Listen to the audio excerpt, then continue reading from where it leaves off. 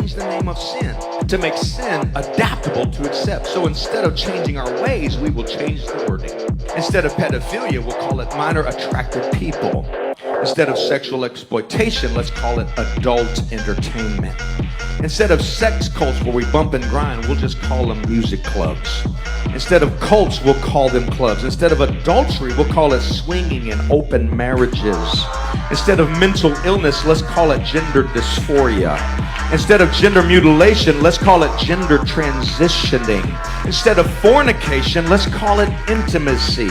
Instead of lust, let's call it love. Instead of calling it a spiritual battle of good and evil, let's call it political. Let's call it a phobia. Let's call it hate speech. Call it something else. We are not called baby killers. We're called abortionists. It's no longer sin. It's a complex. It's an addiction. It's a disorder. It's an obsession, so we don't feel bad about our sins.